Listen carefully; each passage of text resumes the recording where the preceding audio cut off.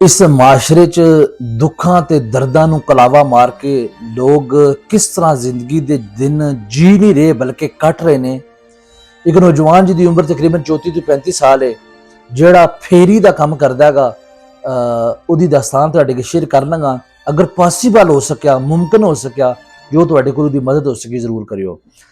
चंद दिन पहला बिंबर ਦੇ ਹੀ ਕਿਸੇ ਨਵਾਹੀ ਗਾਉਂ ਨਾਲ ਇਸ ਨੌਜਵਾਨ ਦਾ ਤਾਲੁਕ ਹੈਗਾ। ਉਸਨੇ ਮੇਰੇ ਨਾਲ ਰਾਬਤਾ ਕੀਤਾ ਮੈਸੇਂਜਰ ਤੇ ਉਹਨੇ ਮੈਨੂੰ ਦੱਸਿਆ ਕਿ ਨਦੀਮ ਭਾਈ ਮੈਂ ਮਰ ਰਿਹਾ ਹਾਂ, ਅਗਰ ਤੁਸੀਂ ਮੈਨੂੰ ਬਚਾ ਸਕਦੇ ਹੋਗੇ ਤੇ ਮੇਰੀ ਮਦਦ ਕਰੋ। ਬਹਰਾਲ ਇੱਕ ਦਫਾ ਤੇ ਮੈਂ ਹੀ ਉਹਦੇ ਕਲਮਾਤ ਸੁਣ ਕੇ ਬੜਾ ਡਰ ਗਿਆ। ਉਹਨੂੰ ਆਪਣਾ WhatsApp ਨੰਬਰ ਸ਼ੇਅਰ ਕੀਤਾ। ਉਸਨੇ ਆਪਣੇ ਮੇਰੇ WhatsApp ਤੇ ਆਪਣੀ ਛੋਟੀ ਬੱਚੀ ਦੀਆਂ ਜਿਹਦੀ ਉਮਰ ਤਕਰੀਬਨ 2.5 ਤੋਂ 3 ਸਾਲ ਹੈ, ਉਹਦੀਆਂ ਪਿਕਚਰਾਂ ਸ਼ੇਅਰ ਕੀਤੀਆਂ ਜਿਹਦੀ ਚੰਦ ਮਹੀਨੇ ਪਹਿਲਾਂ ਡੈਥ ਹੋਈ ਹੈ। ਉਹ ਨੌਜਵਾਨ ਦੱਸਦਾ ਕਿ ਇਹ ਬੱਚੀ ਅੱਜ ਤੋਂ ਚੰਦ ਮਹੀਨੇ ਪਹਿਲੇ ਕਿਸੇ ਮਰਜ਼ 'ਚ ਮੁਬਤਲਾ ਹੋ ਗਈ। ਬੱਚੀ ਨੂੰ ਛੋਟਾ ਮੋਟਾ ਇਲਾਜ ਕਰਵਾਇਆ ਗਿਆ, ਸ਼ਫਾਯਾਬ ਨਾ ਹੋਈ। ਉਸ ਤੋਂ ਬਾਅਦ 5 ਮਹੀਨੇ ਤੱਕ ਬੱਚੀ ਨੂੰ ਆਗਾ ਖਾਨ ਹਸਪੀਟਲ ਐਡਮਿਟ ਰੱਖਿਆ ਗਿਆ। ਘਰ ਦੀ ਜਿਤਨੀ ਵੀ ਜਮਾ ਪੂੰਜੀ ਸੀ, ਮਾਲ ਮਵੇਸ਼ੀ, ਸੋਨਾ ਚਾਂਦੀ, ਜ਼ੇਵਰ, ਜੋ ਵੀ ਛੋਟਾ ਮੋਟਾ ਸਾਡੇ ਘਰਾਂ 'ਚ ਮੁਮਕਨ ਹੁੰਦਾ ਹੈਗਾ, ਹਰ ਚੀਜ਼ ਘਰ ਦੇ ਸਾਰੇ ਅਸਾਸੇ ਵੇਚ ਛੱਡੇ। ਲੇਕਿਨ ਬਦਕਿਸਮਤੀ ਨਾਲ ਉਹ ਬੱਚੀ ਸਿਹਤਯਾਬ ਨਾ ਹੋ ਸਕੀ ਔਰ ਅੱਲਾ ਨੂੰ ਚੰਦ ਮਹੀਨੇ ਪਹਿਲੇ ਹੀ ਪਿਆਰੀ ਹੋ ਗਈ। ਅਲੀ ਘਰ ਵਿੱਚ ਫੂੜੀ ਪਈ ਸੀ, ਅਲੀ ਘਰ ਵਿੱਚ ਮਾਤਮ ਚੱਲ ਰਿਹਾ ਸੀ। ਅਲੀ ਗਮ ਦੇ ਸਾਏ ਘਰ 'ਚ ਮੌਜੂਦ ਸੀ ਕਿ ਉਸੇ ਨੌਜਵਾਨ ਦੀ ਵੱਡੀ ਬੱਚੀ ਜਿਹਦੀ ਉਮਰ ਤਕਰੀਬਨ 13 ਤੋਂ 14 ਸਾਲ ਹੈ, ਉਹਨੂੰ ਬ੍ਰੈਸਟ ਕੈਂਸਰ ਡਾਇਗਨੋਜ਼ ਹੋਇਆ। ਡਾਇਗਨੋਜ਼ ਨਹੀਂ ਹੋਇਆ, ਸੌਰੀ, ਜਿਸ ਡਾਕਟਰ ਕੋਲੋਂ, ਸਪੈਸ਼ਲਿਸਟ ਕੋਲੋਂ, ਸਰਜਨ ਕੋਲੋਂ ਚੈੱਕਅਪ ਕਰਵਾਇਆ ਗਿਆ, ਉਸਨੇ ਦੱਸਿਆ ਕਿ ਬੱਚੀ ਦੇ ਬ੍ਰੈਸਟ ਵਿੱਚ ਗਿਲਟੀਆਂ ਨੇ ਔਰ ਫਸਟ ਆਫ ਆਲ ਜ਼ਰੂਰਤ ਹੈਗੀ ਕਿ ਬੱਚੀ ਦੇ ਬ੍ਰੈਸਟ ਦਾ ਜਿਹੜਾ ਆਪਰੇਸ਼ਨ ਕੀਤਾ ਜੇ। ਫਿਰ ਉਹਨਾਂ ਗਿਲਟੀਆਂ ਨੂੰ ਜਿਹੜਾ ਉਹ ਲੈਬ 'ਚ ਭੇਜ ਕੇ ਡਾਇਗਨੋਜ਼ ਕੀਤਾ ਜੇ ਕਿ ਕਿਆ ਵਾਕਿਆ ਹੀ ਬੱਚੀ ਨੂੰ ਬ੍ਰੈਸਟ ਕੈਂਸਰ ਹੈ ਜਾਂ ਕੋਈ ਹੋਰ ਬਿਮਾਰੀ ਹੈਗੀ। ਲੇਕਿਨ ਗਾਲਿਬ ਇਮਕਾਨ ਇਹੀ ਹੈ ਕਿ ਬੱਚੀ ਨੂੰ ਬ੍ਰੈਸਟ ਕੈਂਸਰ ਹੋ ਸਕਦਾ ਹੈਗਾ। ਹੁਣ ਉਹਦੇ ਵਾਸਤੇ ਤਕਰੀਬਨ ਕਮੋ ਬੇਸ਼ 4 ਤੋਂ 5 ਲੱਖ ਰੁਪਏ ਇਸ ਆਪਰੇਸ਼ਨ ਵਾਸਤੇ ਪੈਸੇ ਦੀ ਜ਼ਰੂਰਤ ਹੈਗੀ, ਜਿਹੜਾ ਕਿ ਮੇਰੇ ਕੋਲ ਇੱਕ ਫੁੱਟੀ ਕੋੜੀ ਨਹੀਂ ਹੈ। ਤੁਸੀਂ ਯਕੀਨ ਕਰਿਓ, ਮੈਂ ਉਹ ਜਜ਼ਬਾਤ ਦਾ ਇਜ਼ਹਾਰ ਨਹੀਂ ਕਰ ਸਕਦਾ ਕਿ ਜਿਹਨੂੰ ਅਸੀਂ ਕਹਿੰਦੇ ਨੇ ਕਿ ਢਾਈ ਮਾਰ ਕੇ ਉਹ ਨੌਜਵਾਨ ਰੋਇਆ। ਉਹਦਾ ਅੰਦਰ ਇਸ ਤਰ੍ਹਾਂ ਜਿਹੜਾ ਉਬਲ ਰਿਹਾ ਸੀ।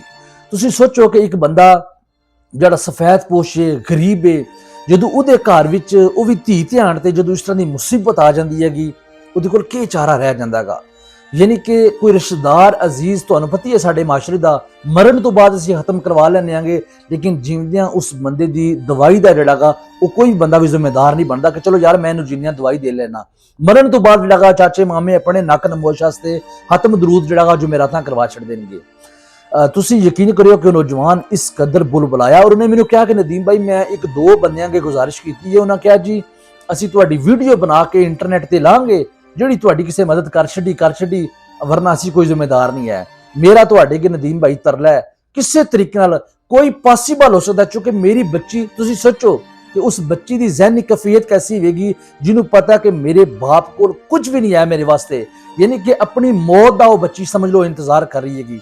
ਖੁਦਾਰਾ ਮੇਰੀ ਤੁਹਾਡੇ ਅੱਗੇ ਗੁਜ਼ਾਰਿਸ਼ ਹੈ, ਇਸ ਵੀਡੀਓ ਪੈਗਾਮ ਦੇ ਦੋ ਮਕਸਦ ਨੇ। ਇੱਕ ਇਹ ਕਿ ਤੁਸੀਂ ਸੋਚੋ ਕਿ ਇੱਕ ਸਿਹਤ ਕਾਰਡ ਇਸ ਕੌਮ ਵਾਸਤੇ, ਇਹਨਾਂ ਲੋਕਾਂ ਵਾਸਤੇ, ਇਸ ਗਰੀਬ ਔਰ ਮੁਫਲਸ ਤਬਕੇ ਵਾਸਤੇ ਕਿਤਨੀ ਵੱਡੀ ਨਹਿਮਤ ਸੀ ਜਿਹੜੀ ਇਸ ਜ਼ਾਲਮ ਔਰ ਜਾਬਰ ਹਕੂਮਤ ਨੇ ਛੀਨ ਲਈ। ਮੈਂ ਕਹਿਣਾ ਕਿ ਇਸ ਸਿਹਤ ਕਾਰਡ ਦਾ ਨਾਂ ਤੁਸੀਂ ਨਵਾਜ਼ ਸ਼ਰੀਫ ਕਾਰਡ ਰੱਖ ਲਓ, ਸ਼ਬਾਜ਼ ਸ਼ਰੀਫ ਕਾਰਡ ਰੱਖ ਲਓ, ਮਰੀਮ ਨਵਾਜ਼ ਕਾਰਡ ਰੱਖ ਲਓ, ਲੇਕਿਨ ਇਹ ਕਿਸੇ ਸੂਰਤ ਜਿਹੜਾ ਬੰਦ ਨਹੀਂ ਹੋਣਾ ਚਾਹੀਦਾ, ਤਾਂ ਕਿ ਜਿਹੜੇ ਆਮ ਲੋਕ ਨੇ, ਆਮ ਲੋਕਾਂ ਨੂੰ, ਤੁਹਾਨੂੰ ਪਤਾ ਲੋਕ ਰੋਟੀ ਫਿਰ ਪੂਰੀ ਕਰ ਲੈਂਦੇ ਨੇ।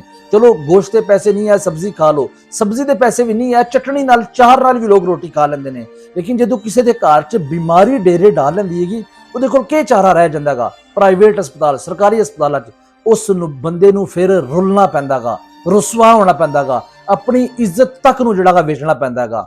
ਖੁਦਾਰਾ ਮੇਰੀ ਤੁਹਾਡੇ ਅੱਗੇ ਗੁਜ਼ਾਰਿਸ਼ ਹੈ, ਇੱਕ ਤੇ ਸਿਹਤ ਕਾਰਡ ਵਾਸਤੇ ਹਰ ਤਰ੍ਹਾਂ ਦੀ ਸਿਆਸੀ ਵਬਸਤਗੀ ਨੂੰ ਬਾਰਾਤ ਰੱਖ ਕੇ ਇਹਦੇ ਤੇ ਆਵਾਜ਼ ਚੁੱਕਿਆ ਕਰੋ। ਇਹ ਹਕੂਮਤ ਨੂੰ ਤੁਸੀਂ ਆਵਾਜ਼ ਚੁੱਕੋਗੇ ਤਾਂ ਹਕੂਮਤ ਨੂੰ ਪਤਾ ਲੱਗੇਗਾ ਕਿ ਵਾਕਿਆ ਹੀ ਇਹ ਬਹੁਤ ਬੜਾ ਜ਼ੁਲਮ ਹੈਗਾ। ਇਸ ਜ਼ੁਲਮ ਤੇ ਅੱਜ ਅਗਰ ਤੁਸੀਂ ਯੂਰਪਾਂ 'ਚ ਬੈਠੇ ਹੋ, ਬਰਤਾਨੀਆ 'ਚ, ਅਮਰੀਕਾ 'ਚ, ਕੈਨੇਡਾ 'ਚ ਜਾਂ ਪਾਕਿਸਤਾਨ 'ਚ ਤੁਹਾਡਾ ਬੜਾ ਅੱਛਾ ਬਿਜ਼ਨਸ ਚੱਲ ਰਿਹਾ ਹੈਗਾ, ਜਾਂ ਤੁਸੀਂ ਮਿਡਲ ਈਸਟ 'ਚ ਤੁਹਾਡਾ ਘਰ ਦਾ ਨਿਜ਼ਾਮ ਠੀਕ ਚੱਲ ਰਿਹਾ ਹੈ, ਲੇਕਿਨ ਯਾਰ ਉਹ ਲੋਕ ਜਿਹੜਾ ਇਸ ਮੁਲਕ ਦਾ 70% ਤਬਕਾ ਹੈਗਾ, ਸਾਡੇ ਉਹਨਾਂ ਤੇ ਵੀ ਹਕੂਕ ਨੇ, ਉਹਨਾਂ ਦਾ ਵੀ ਖਿਆਲ ਅਸੀਂ ਰੱਖਣਾਗਾ। ਅਗਰ ਅਸੀਂ ਉਹਨਾਂ ਦਾ ਖਿਆਲ ਨਹੀਂ ਰੱਖਣਗੇ ਤੇ ਫਿਰ ਸਾਡੇ 'ਚ ਤਾਂ ਇੱਕ ਜਾਨਵਰ 'ਚ, ਸ਼ਾਇਦ ਬਲਕਿ ਜਾਨਵਰ ਦੀ ਵੀ ਉਹ ਤੋਹੀਨ ਹੈ क्योंकि जानवर भी अगर कोई मजदूर होवे, कोई बीमार होवे, कोई लागर पिया होवे तो यकीन करो शेर ते चीते वेखे ने ਉਹ ਵੀ ਉਹਦੇ ਤਰਸ ਖਾ ਜਾਂਦੇ ਨੇਗੇ। ਯਾਰ ਇਹਨਾਂ ਮਾਸ਼ਰੇ ਦੇ ਲੋਕਾਂ ਤੇ ਸਾਡਾ ਹੱਕ ਹੈਗਾ, ਸਾਡਾ ਫਰਜ਼ ਹੈਗਾ, ਔਰ ਰੋਜ਼ੇ ਮੈਸ਼ਰ ਸਾਨੂੰ ਇਸ ਚੀਜ਼ ਦੀ ਪੁੱਛ ਹੋਵੇਗੀ। ਮੇਰੀ ਤੁਹਾਡੇ ਅੱਗੇ ਗੁਜ਼ਾਰਿਸ਼ ਹੈ, ਅਗਰ ਕੋਈ ਬੰਦਾ ਇਸ ਨੌਜਵਾਨ ਦੀ ਮਦਦ ਕਰ ਸਕਦਾ ਹੈਗਾ ਜਿਹੜਾ ਇਸ ਟਾਈਮ ਗੁਰਬਤ ਤੋਂ ਅਫਲਾਸ ਦੀ ਨਹਿਜ ਤੇ ਪਹੁੰਚਿਆ ਹੈਗਾ, ਮੇਰੇ ਨਾਲ ਪਰਸਨਲ ਰਾਬਤਾ ਕਰੋ। ਮੈਨੂੰ ਮਦਦ ਨਹੀਂ ਕਰਨੀ,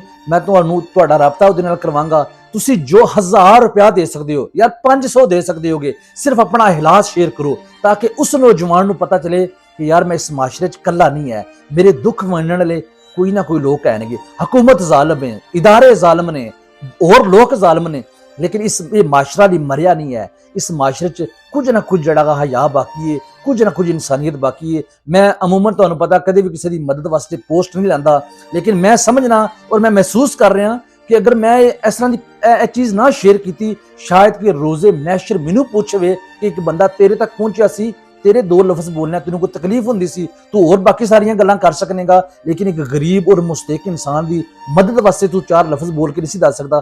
ਮੇਰੀ ਗੁਜ਼ਾਰਿਸ਼ ਹੈ ਤੁਹਾਡੇ ਅੱਗੇ, ਪਰਸਨਲ ਮੇਰੇ ਨਾਲ ਰਾਬਤਾ ਕਰੋ। ਜਿਹੜਾ ਬੰਦਾ ਇਸ ਨੌਜਵਾਨ ਦੀ ਮਦਦ ਕਰ ਸਕਦਾ ਹੈਗਾ, ਖੁੱਲ੍ਹ ਦਿਲ ਨਾਲ ਕਰੋ। ਮੇਰਾ ਯਕੀਨ ਹੈ ਕਿ ਰੱਬ ਦੀ ਜ਼ਾਤ ਤੁਹਾਨੂੰ ਆਪਣੇ ਖਜ਼ਾਨਿਆਂ 'ਚੋਂ 1000 ਦਫਾ ਨਵਾਜ਼ੇਗੀ। ਇਸ